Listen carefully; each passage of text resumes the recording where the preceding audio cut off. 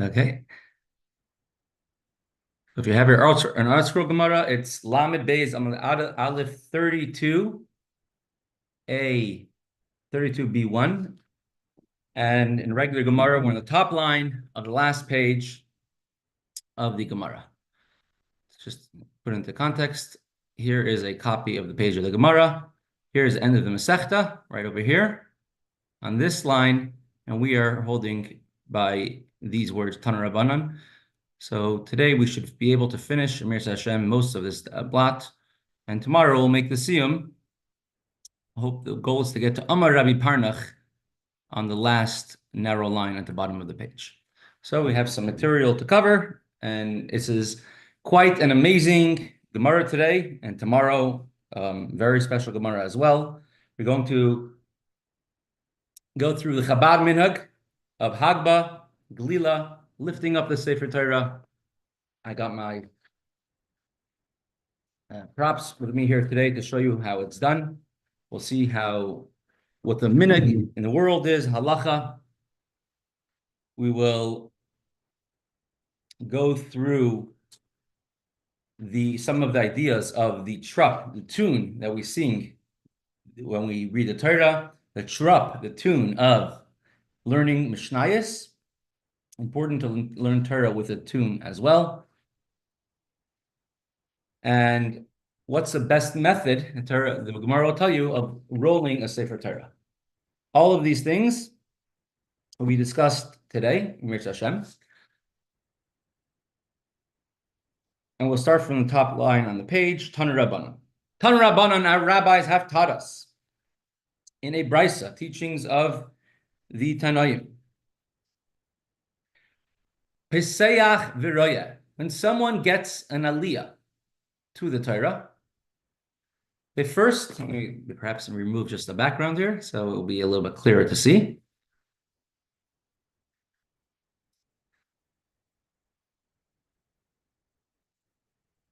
Can you see the Gemara? That's right. Pesayach v'roya.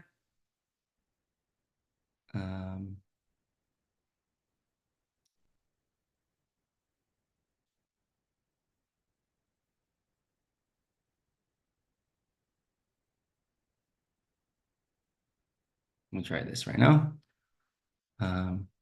See if this will work better. When somebody gets an aliyah to the Torah, they first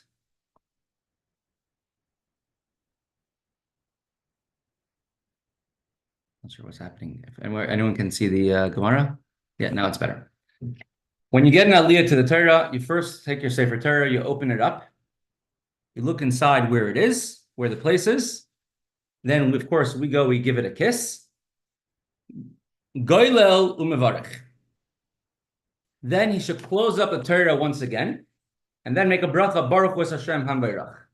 V'choyzer pesach v'nhoyrei, Divir Rebbe Meir, and once again he opens up a Sefer Torah and makes a bracha. These are the words of Rebbe Meir.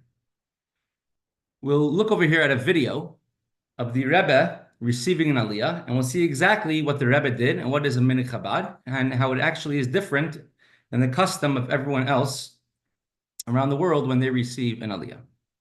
So I'm going to share this computer sound. Let's see. And we're going to see how the Rebbe gets an aliyah.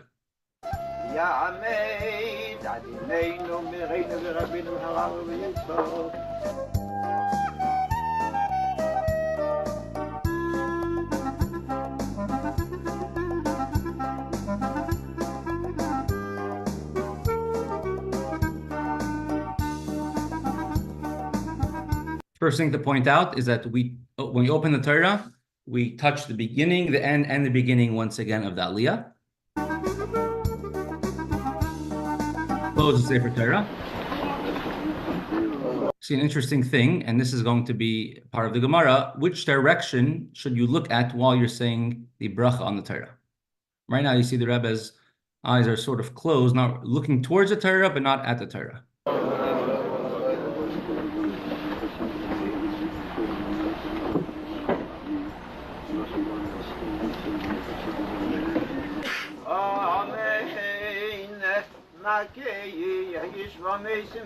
That's the end of the Aliyah. The Rebbe touches the end, the beginning, end. Closes it. Now looks at the Torah directly and making the bracha.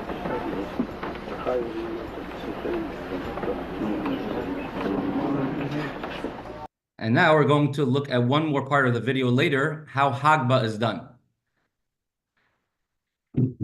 All these little details and parts of getting an aliyah, where to look, how to hold the Sefer Torah, closing the Torah before making the bracha, all of these details are actually very specific, and they're all going to be discussed in this Gemara. So the first opinion, as we just learned, was Rabbi Meir. Rabbi Meir says when you get an aliyah, you open the Sefer Torah, you touch the place where you're going to read, and we touch the beginning and the end. You do that in order to know the place where you have to start from. Otherwise, you open the Torah after the bracha, you don't know where to lane, where to start from. And then you close the Torah, make the bracha, and then open it up and read again. These are the words of Rabbi Meir. Rabbi Yehuda says, Pesayach v'royeh u'mevarech v'kareh. You do like what much of the custom of the rest of the world is. You open up the Sefer Torah, you touch the place where you're getting the aliyah from, and then you give it a kiss, and then while the Torah is open, you make the bracha. You don't close it. What are the reasons for both of these opinions of Rabbi Meir and Rabbi Yehuda?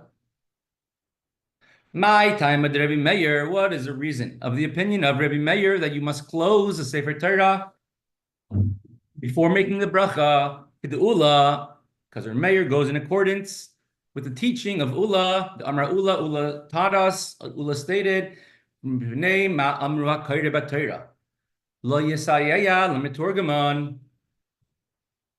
back in the day, we didn't have the Sansino Chumash, we didn't have the Art Scroll, or the Gutnik, or the Stone Edition, we didn't have any Chumashim that were printed, and many people were actually illiterate, and weren't able to read, and even if they were able to read, not everyone had their own Sefer Torah, and you used to have somebody reading the Torah, and after every verse, you had somebody translating it out loud.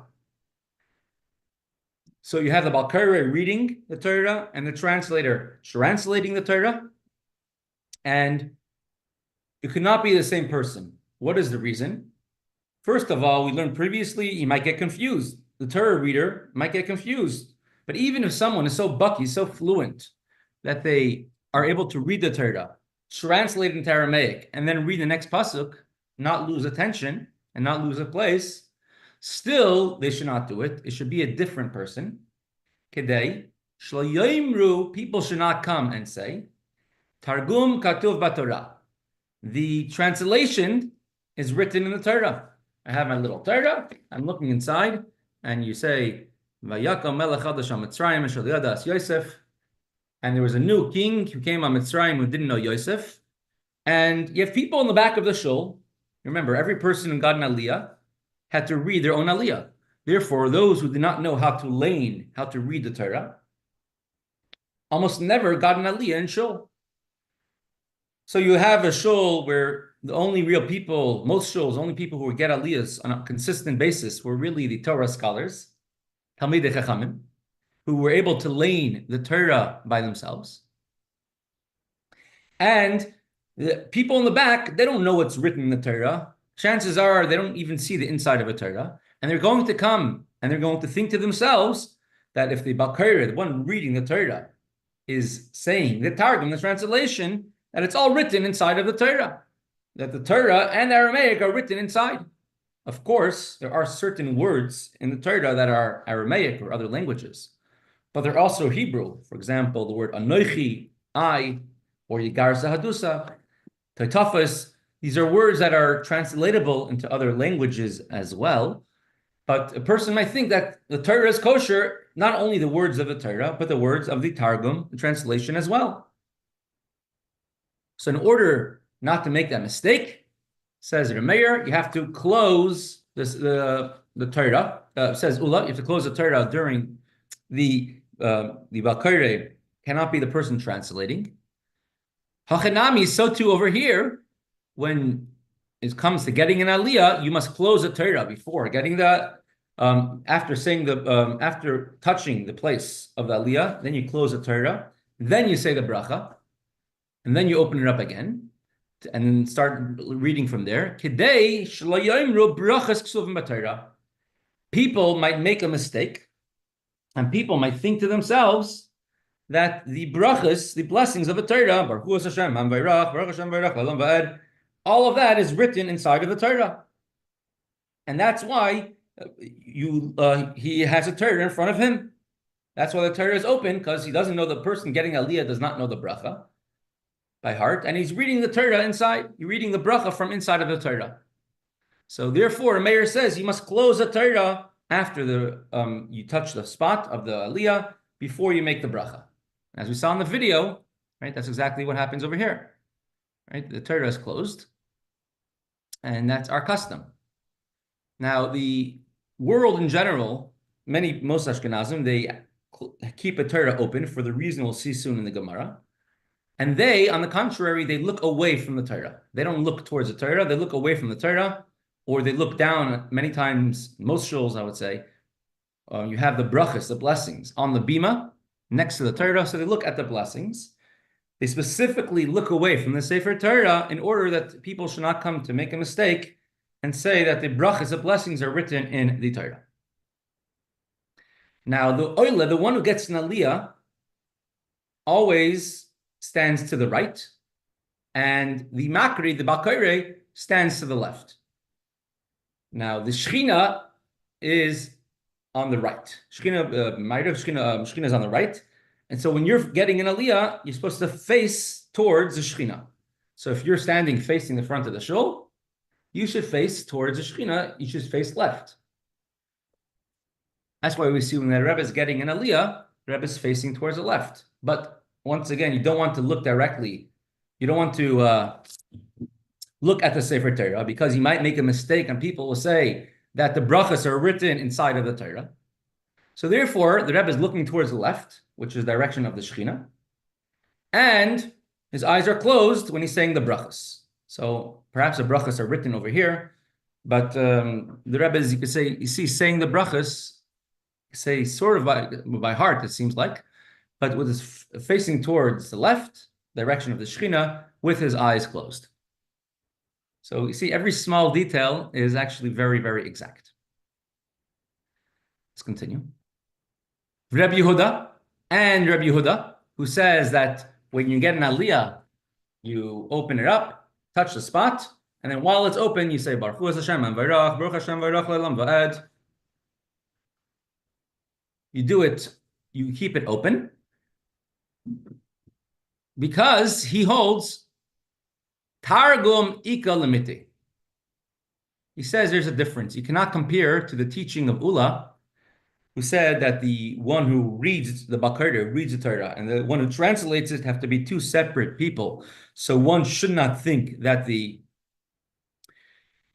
translation, the Targum, is written in the Torah, because the translation is unique. Every pasuk in the Torah, every verse has its own unique translation. However, brachas leka limiti. When it comes to blessings, the brachas, no one will make a mistake to say that the brachas, the blessings, are written in the Torah. Because if so, you're going to tell me the brachas are written by every single aliyah in the Torah. The Torah has hundreds and hundreds of aliyahs, right? Probably 350 or so aliyahs, even more. The blessings are written in the Torah. And even when during the times when there was one aliyah in the beginning, one bracha, one blessing in the beginning of the first aliyah, and one bracha at the end of the last aliyah, even then, you're going to tell me that so many times in the Torah the blessings are written, and the fast days and the other days, the brachas are written in so many places. And also, almost everyone knows the brachas, the blessings by heart, because you hear it so often. Even if you don't get an aliyah often in shul, but you already know the brachas. So when it comes to the blessings of a Torah, people will not come to make a mistake to think they're written in the Torah. Therefore, you can leave it open. Leave the Torah open in order people should not come to make a mistake. Amar Reb Zera says, Reb Zera Amar Rav, the name of Rav, Masna. Halacha, the halach is The final ruling is Paisayach v'raya umevarech v'koirei. You open up the Sefer Torah, you touch the parts where you have to make an aliyah, where the aliyah is, the beginning, and the beginning is according to our minhag. And while the Torah is open, you make the bracha of Baruch Hu Hashem, Baruch Atah Hashem, Asher Bachar. You make that all before you read the Torah, while the Torah is open, and then you start right away. Gemara asks, why not just say that halacha goes according to the accordance of the opinion of Rebbe Yehuda? Why repeat, say the halacha is, this is what you must do? So the Gemara answers, Mishum the apchi lahu, because there are versions of this brisa, there are traditions how this brisa was learned, where the two opinions of Rabbi Yehuda and Rabbi Meir were switched around. Rabbi Yehuda was the one who said that the Torah should be closed before the bracha, and Rabbi Meir was one who said it should be open while you say the bracha. And because there are different traditions and versions of who said which opinion, therefore you switch it around.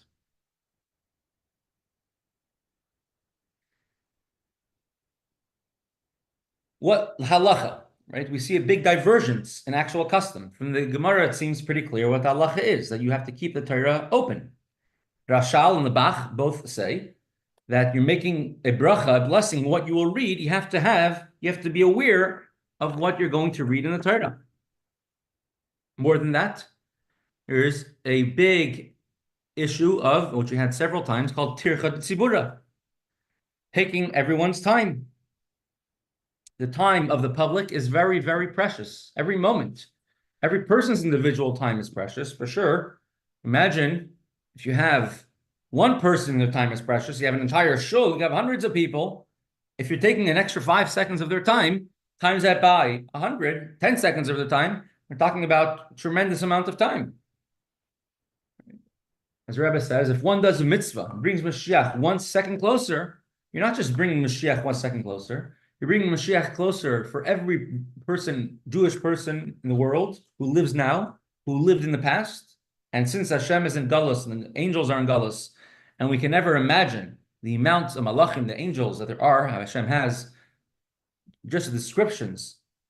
It's a dudav mispar. Every troop of Hashem is 100 million angels, but there's no amount to the amount of his troops.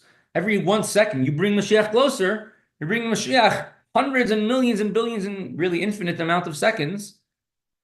And if you look at that, even in the U.S. Treasury, you don't have that amount of pennies as they have other angels.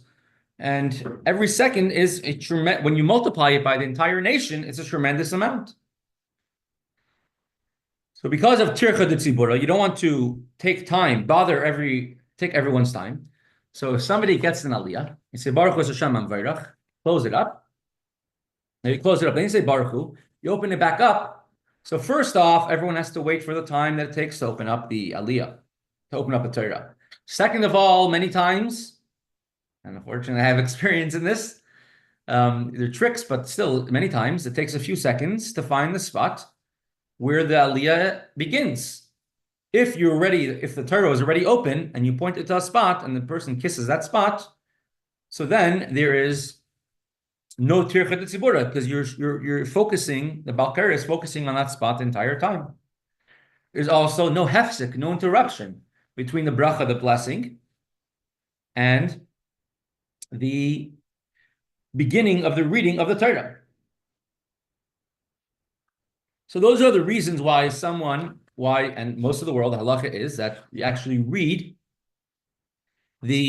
you say the bracha only in the beginning, and therefore they minimize the amount of times they kiss a Torah in the beginning and they want to minimize interruptions for everybody, when it takes time to read the Torah.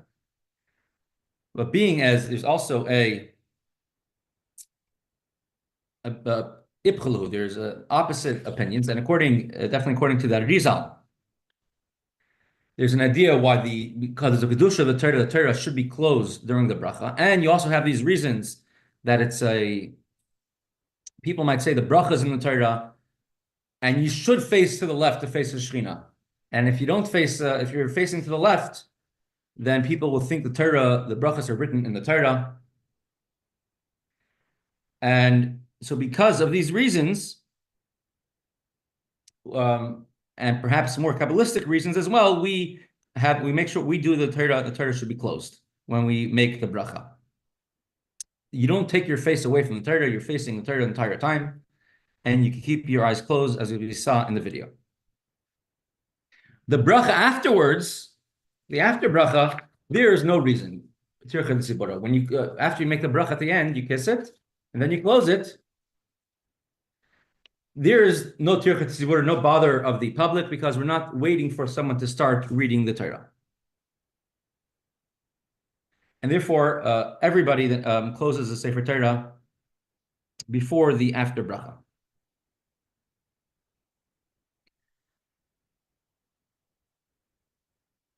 One important thing to keep in mind is when somebody makes a bracha on the Torah, you have to hold on to the Chaim, because you're making a bracha on the Torah, a blessing on the Torah, and hold on to both Chaim, both handles of the Sefer Torah. Hold on to both of them, not just one, because otherwise you're sort of taking away the Balkare. Balkare should be the one who's holding on to the other one.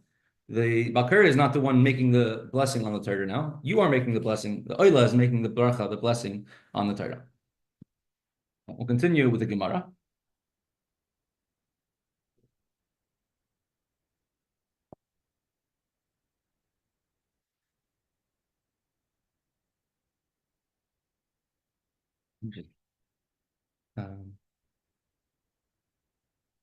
Amar Rabbi Zera, Amar Rav Masna. Says Rabbi Zera in the name of Rav Masna. As we did that, right? And we have several statements of Rabbi Zera, Amar Rav Masna. Haluchos va'abimas ein behem mishum kedusha. A bima, seemingly talking about a bima sort of like this bima, right? A bima built up, a wooden platform in the middle of the shul.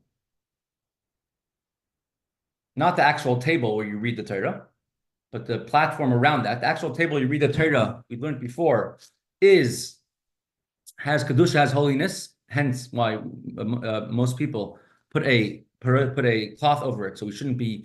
So the table should sort of have a interruption between it and the Torah. So the table could be used does not have the sanctity, but the bima itself and what he calls the luchos. I was looking for a picture of it. Perhaps you could, someone could find one. You could share a link to it, and we'll put it up on the screen. It's like a bookend. Nowadays, we have hardcover books because our covers are made out of cardboard. Before the advent of cardboard, we used to have bookends where the covers were literally pieces of wood. And those bookends, which are there to cover a Torah, these don't have kedusha.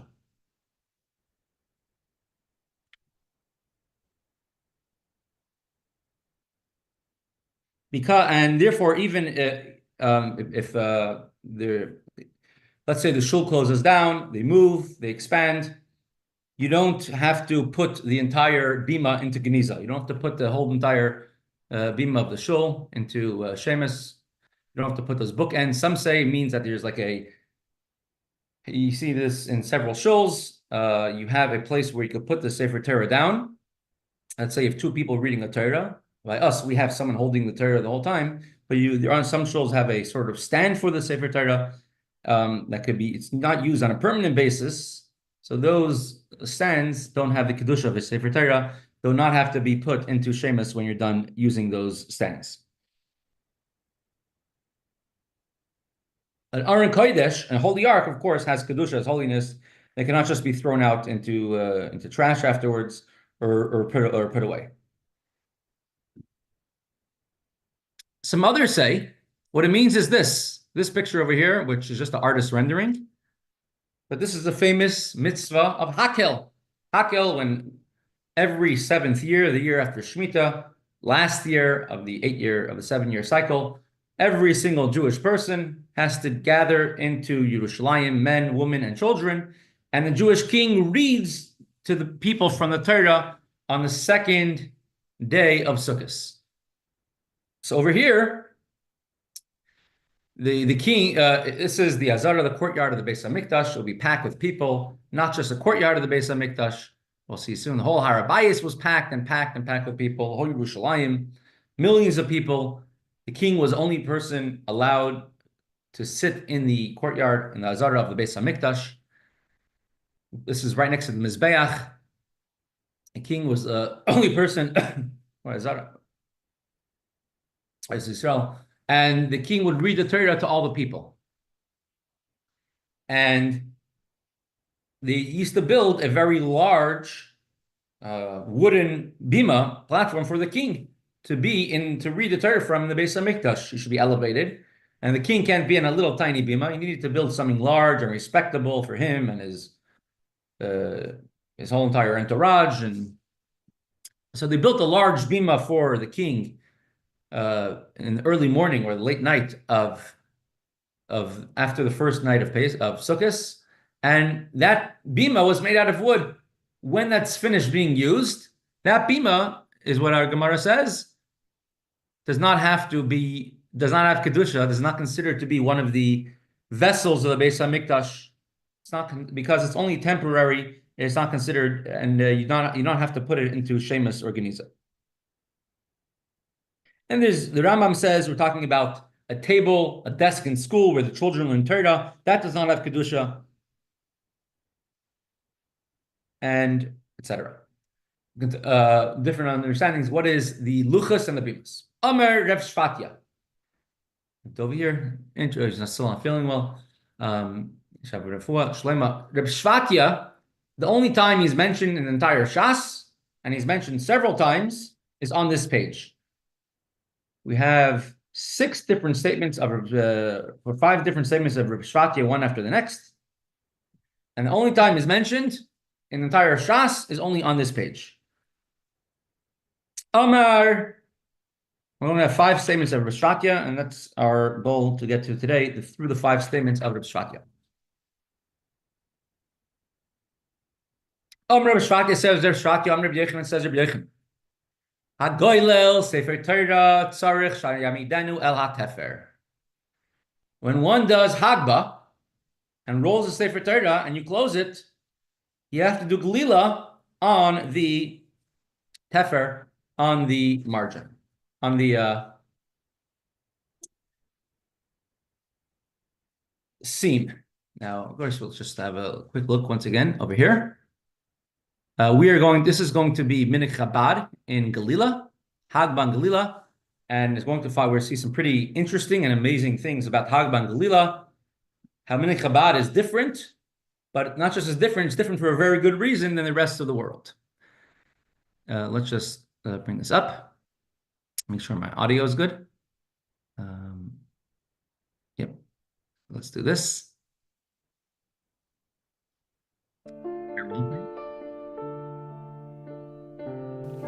Lifting up the Sefer Torah is called Hagbah, and it reminds us of one of the most beautiful of rabbinic sayings. We think we are lifting the Torah, but actually the Torah is lifting us.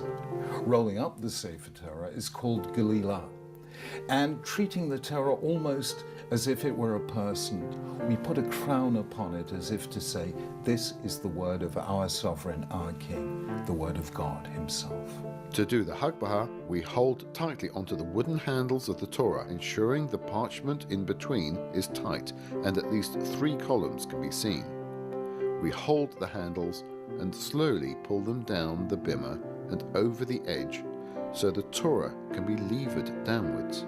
Bending one's knees may help with this. The Torah is kept straight and lifted up high. The Torah is shown to the entire congregation, turning both to the right and then to the left. When the Torah is hoisted, all recite the following. His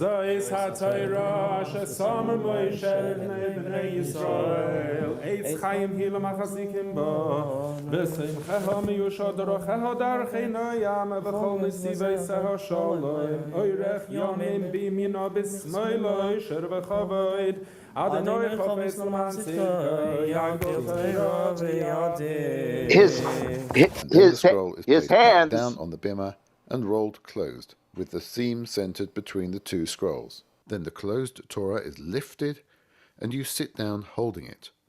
Somebody else will dress the Torah. Dressing the Torah is called Gelilah. First, the sash is wrapped around the scroll.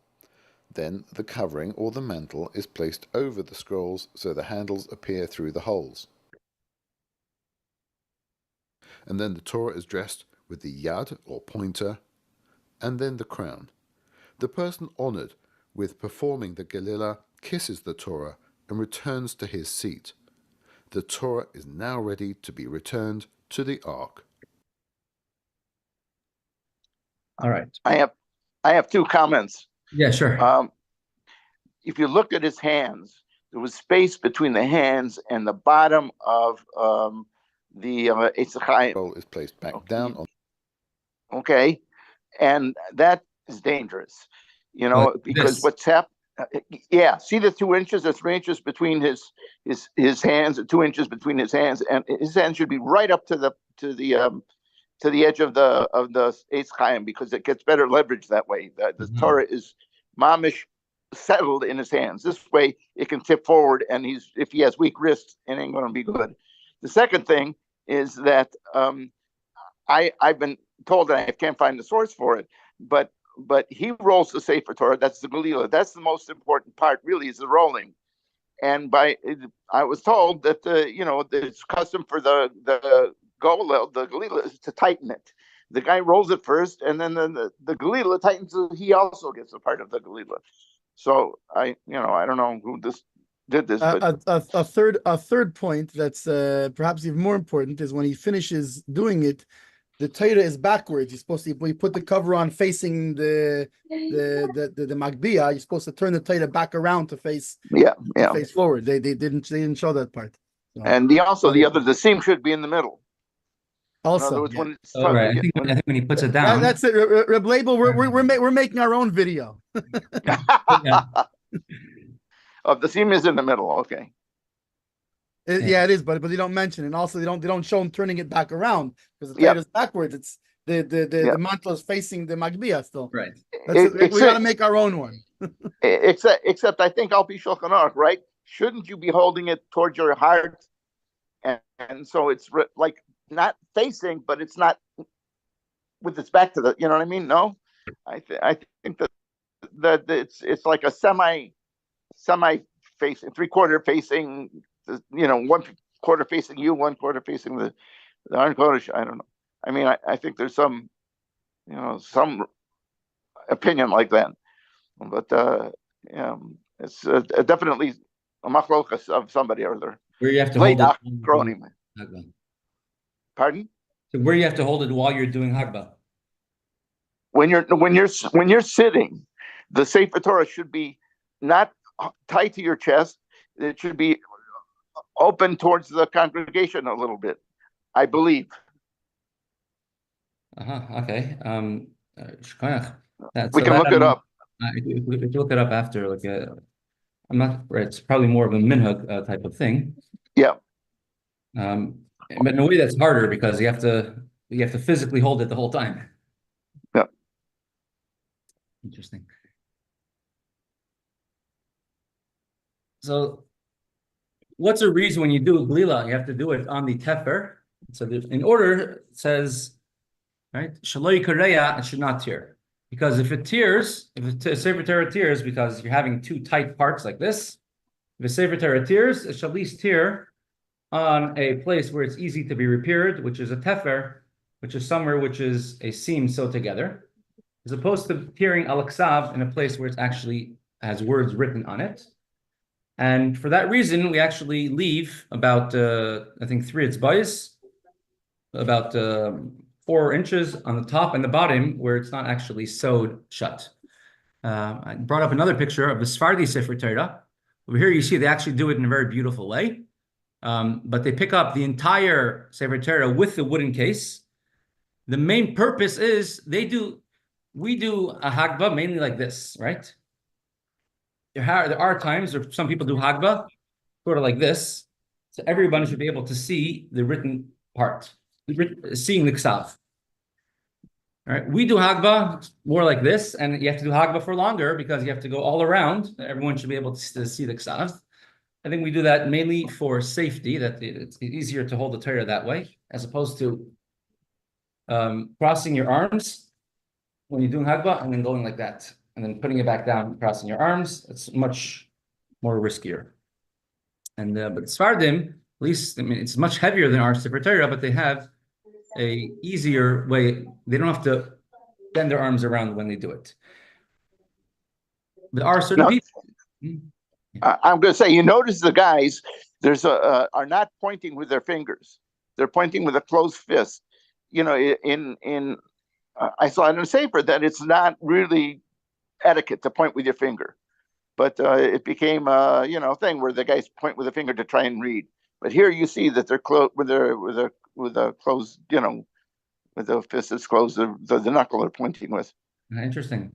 I believe they're actually holding the corner of their talus also. Yeah. With the tzitzis.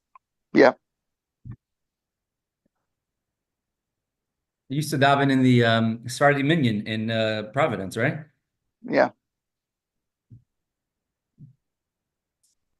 So that is, we do it on the seam. So if it tears, it should tear on the seam.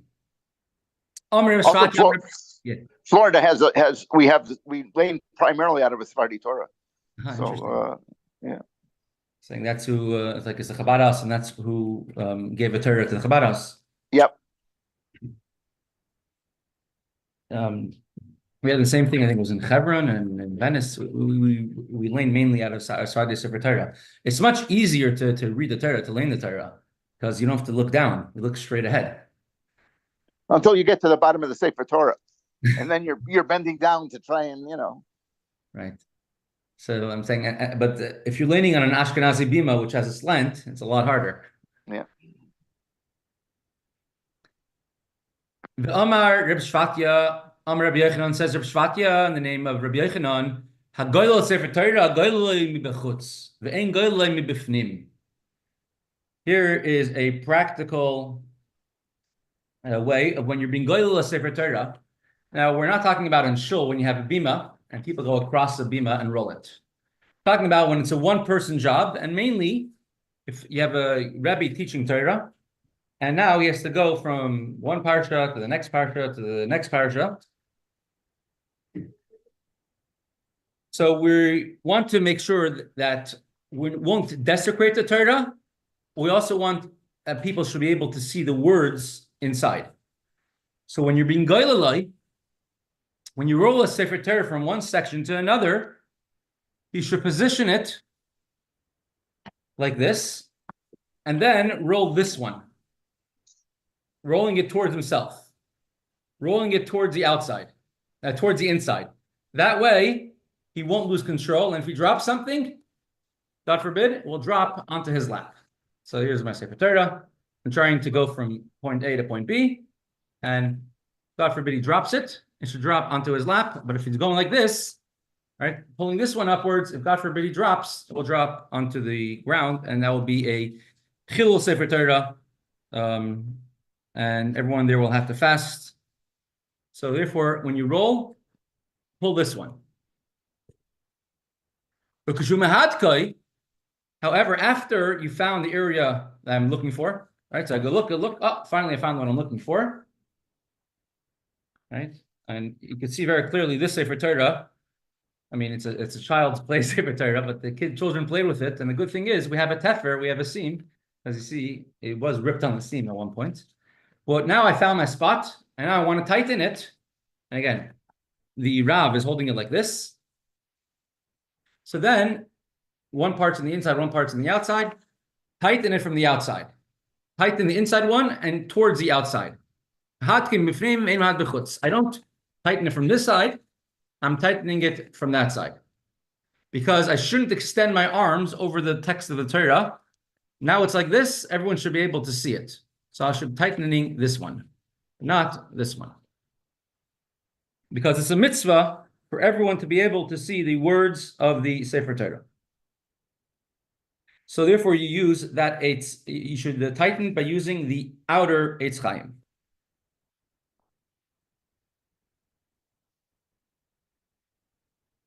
Now, it says whoever receives Hagbah, and we'll see in a moment, It says Rashtrati in the name of Rabbi Yochanan. If you have 10 people who were reading the Torah, meaning a minyan, Hagbah is actually greater than any aliyah. And you call the greatest person to do Hagbah. Nowadays, many people think Hagbah, Gelilah are not as honorable. Go to Rosh Hashanah and Kippur to shul, you're going to buy an aliyah, let's say for $500, and Hagbah, Gelilah, you'll buy for $200. People don't give as much respect to Hagbah and Gelilah. However, truth is, the Hagbah is greater than any of the aliyahs. And therefore, you should give it to the most honored person in the shul.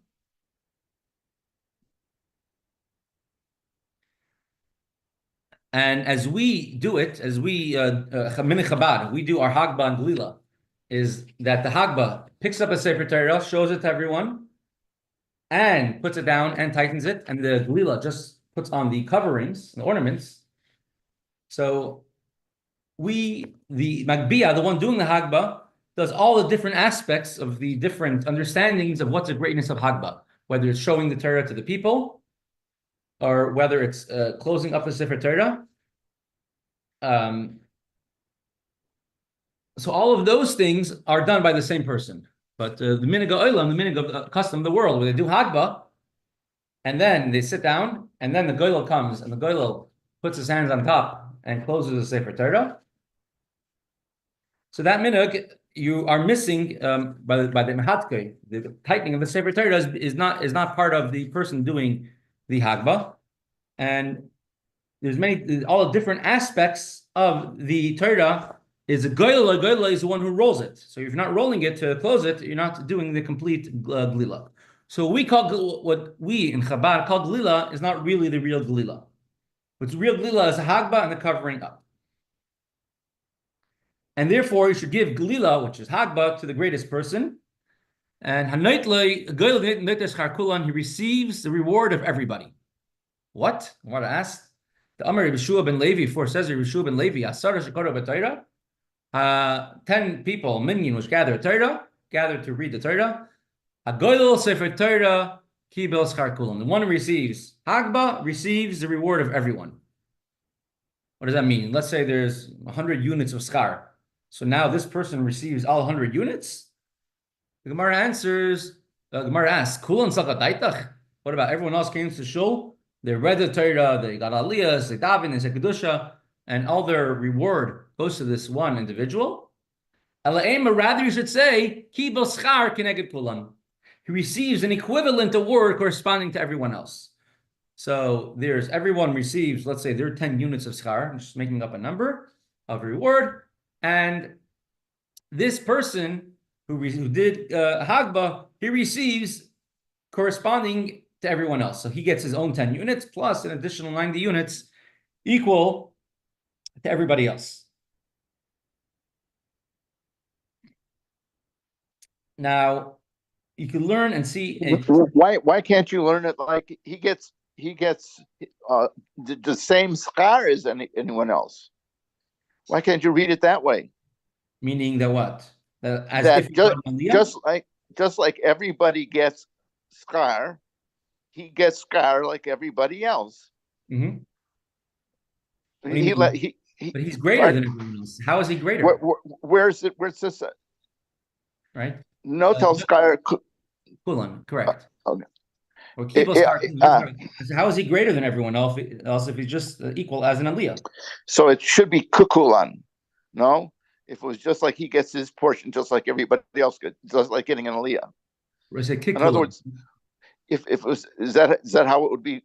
That's how it would be read if it was. That's how he's translating it at the end as kikulan, as if everyone received.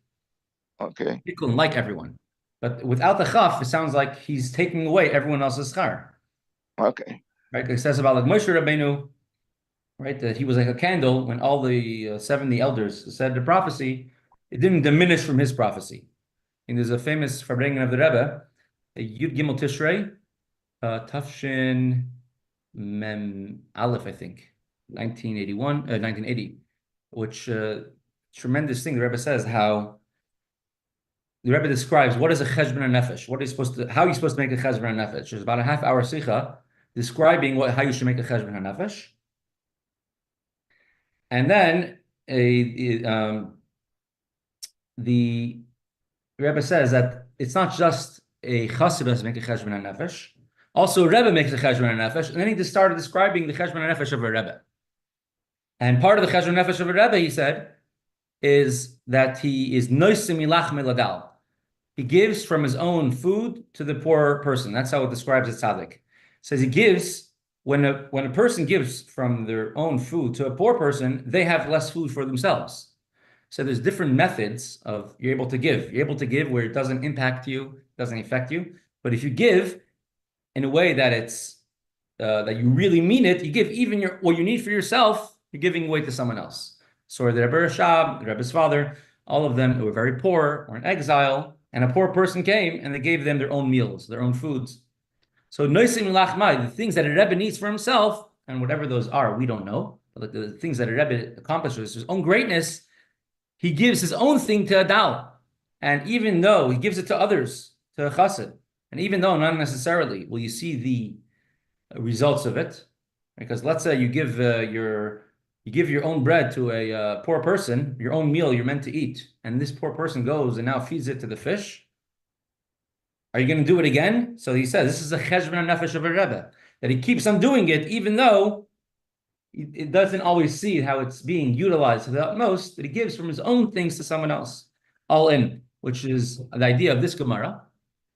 Because look at this Gemara, something so unique, so special. Just look at the message of his Gemara. And the Ben Ish Chai brings this idea, based on what it says in Pirkei Avos, that if you learn a lot of Torah, you give you a lot of sachar, a lot of reward. You have those who get an aliyah, who read Torah, learn Torah, teach, but then you have somebody else who maybe does not have the time to learn Torah. Why? Because he's busy bringing the Torah to everyone else. He's doing Hagbah. He's showing the Torah, showing the words of a Torah to everyone. He's bringing the Torah off of the bima, out of the shul, and going to every person in the shul, even those who don't understand, and even those who think that Targum is written in the Torah, and might think the bracha is written in the Torah. And every single person, individual, and he goes, brings the Torah to every single person. Now, he did not get an aliyah. He might think, I'm a second-class citizen. I didn't get an aliyah. I didn't get to read the Torah. What does our Gemara over here say? Rabbi Yeshua ben Levi says, and Rabbi Shvat Rabbi Yechanan, that noitas schar keneged kulon, kibel schar kulon, they receive the reward. The greatest possible thing we could do, greater than learning Torah for ourselves, is to teach Torah to others, bring the Torah to somebody else, even if it could mean that our own learning might be affected because we're able to bring Torah to someone else. So that is the greatest thing. That's what the message of Gemara is, the greatness of Hagbah. And that's why you call it Gadol. And it fits with very well. Usually you call a strong person in Shul to do Hagbah.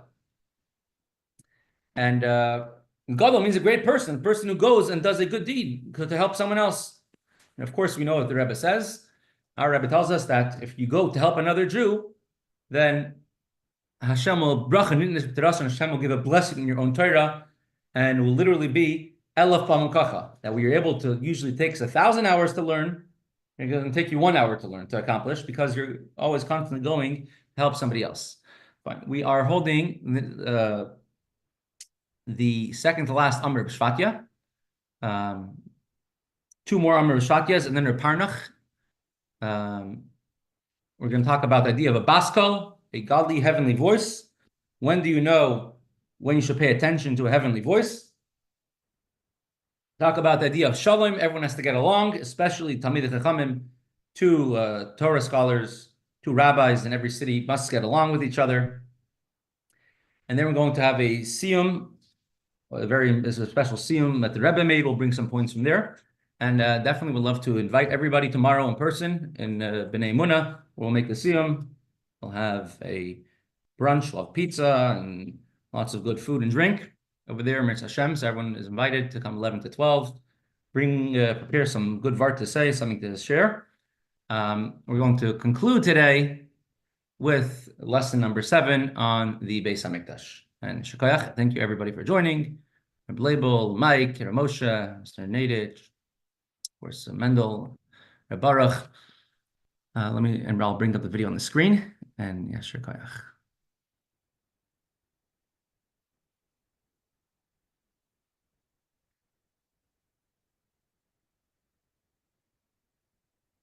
Welcome to the 7th class on the structure and details of the second Beis HaMikdash.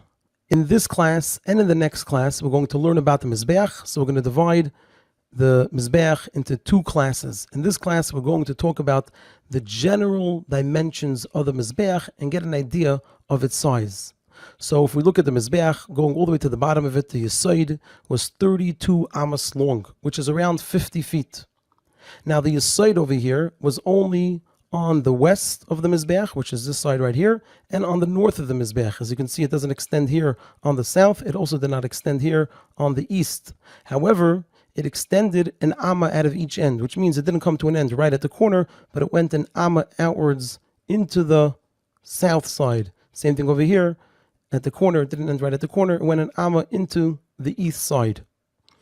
And so it totaled 32 amas, which, like we said, is around 50 feet. Regarding the ramp, it was also 32 amas.